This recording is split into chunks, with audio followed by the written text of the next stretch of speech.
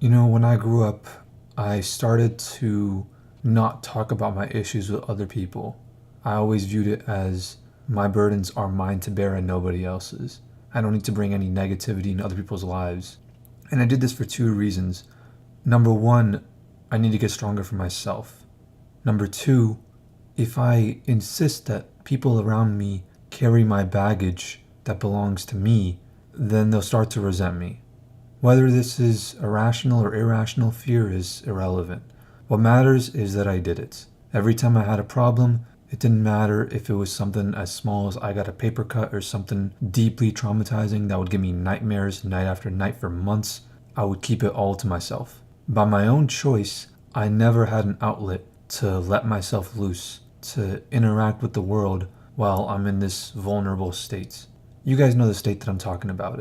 We're always so miserable that I didn't want to talk to anyone. I could cry at any moment just thinking about my situation. If I was left to my own thoughts, alone, I would cry after a little while, just existing. And in this time period of my life, I needed a way to distract myself. I needed to interact with the world, but instead of talking to people like a therapist or my family, I just watched anime. That was the world I interacted with. That was my entire world. And it's made me have a bit of a unreasonable appreciation for anime. I'll admit it. I don't judge anime as harshly as anything else for this very reason. Because when I was going through it emotionally, nobody was there for me. In fact, people turned their back on me. People stabbed me in the back. But these animes, as shallow as it might sound, that was a world that I felt like I belonged in. And during this time period of, I would say, about 2013 to 2016, there was quite a few animes that I can recall being very pivotal to this time period of my life where my entire life basically changed. This is when I got kind of addicted to stories. And one of these shows, even though this wasn't the most formative of shows, was Terror in Resonance. First, I'm going to go through its quirks and features, and then I'm going to get it out on the road and see how it drives, and then I'm going to give it a Doug score. For more of my thoughts, visit autotrader.com/oversteer. The first quirk you notice is that this one detective looks really similar to the main character from Steins Gate. The second quirk you notice is all the storytelling references to the legendary early Greek stories and whatnot. Actually, the reason why I'm even making this review is because I watched the show originally when I was 15, and then I rewatched it again when I was 19. At the time when I first watched it, I was but a sapling in the forest of the anime community. But upon second viewing, I noticed quite a bit more this time. Like, for one, this whole animation style, where the backgrounds are especially phenomenal and the character design sucks, in my opinion. I saw this, and then I saw the very obvious pushing of that bright lights on a night ride aesthetic that you see on TikTok, and I immediately thought to myself, this reminds me a lot of the way Mappa animates its people. And then I watched the OP, and look who it is.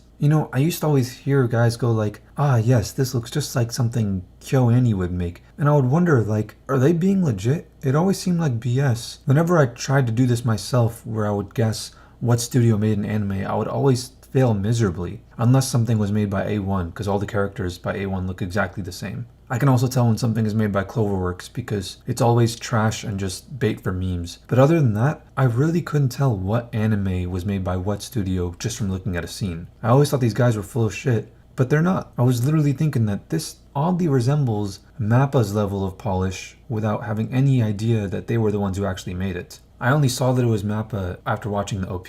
And speaking of the OP, it sucks. The visuals are kinda cool, but the music sucks, and that's a make or break for me. The show also feels blatantly Japanese to me. Like, most animes obviously take place in Japan, but they have a more universal feel to it. Not this one. I wonder how they did the dub, because when they have American characters in the show saying American lines, it's clearly Japanese people trying to speak their best English. I wonder how the dub handled those scenes though. I also found out that some of the music that was composed for the show actually comes from Iceland, which is so cool because Nine said that the music that he listens to in the show comes from Iceland. So even though we never hear what songs he listens to, I think it's clear the intention of the sounds was to sort of emulate what he's feeling listening to his soundtrack as we listen to ours. Also, one thing I noticed is that when I first watched the anime, it had the old Funimation intro, but when I rewatched it, it added the new 2017 intro. I just wanted to take this chance to say rest in peace to Funimation.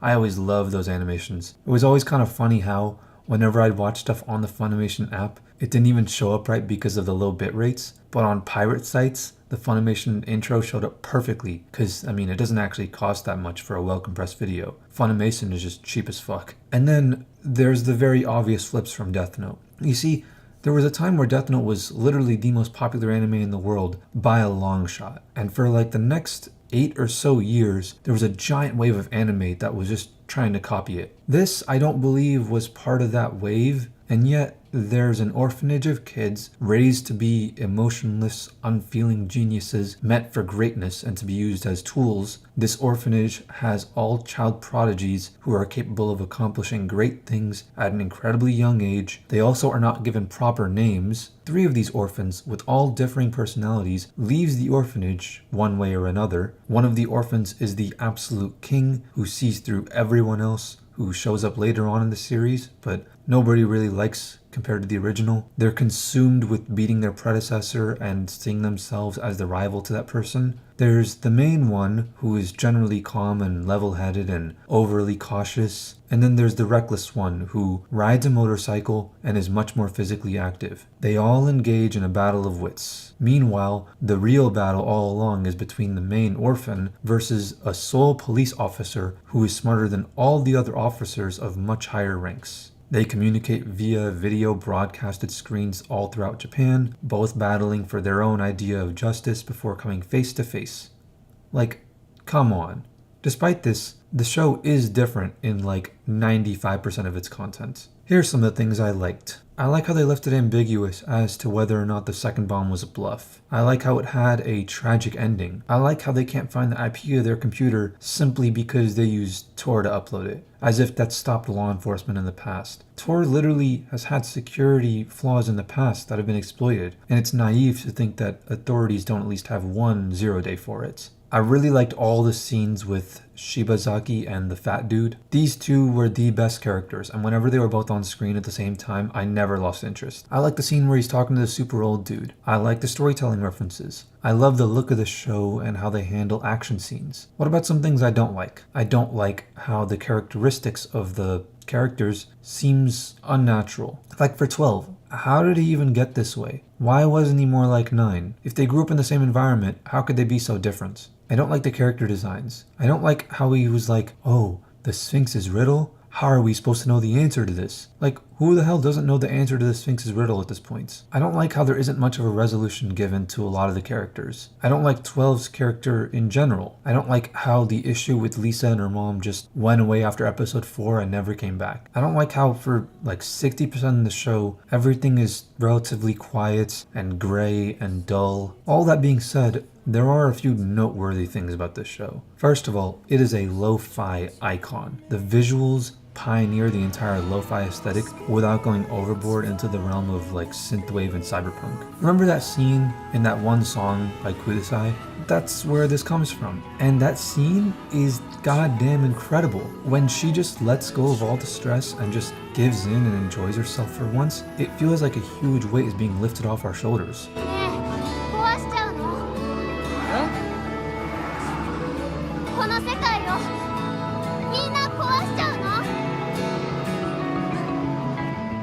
Damn, this show is really trying to get you to empathize with terrorists. Oh yeah, I forgot to mention, the show is about terrorists. Kind of like another show I know. There is also that hurdle of getting your audience to relate to the main characters when they're terrorists. But that's not an issue. The real tough part to get past for me was trying to figure out the motivation of the main characters. I'm still not sure exactly what it is, even though I've watched it twice. I think it's meant to be up for interpretation, but I'm not even sure of that. And the real problem is that it's reiterated so many times that they have a very clear goal, and that Lisa will get in their way, and that they have a mission that they came here to do. They say it so many times, and it makes me wonder if they make such a strong point of showing that their goal is strong and clear and understandable, or at least clearly understood by them, then it can't be this vague, up for interpretation thing. All that sparks another argument about whether or not you can have compelling characters who don't have a clear motivation, and I say yes and no.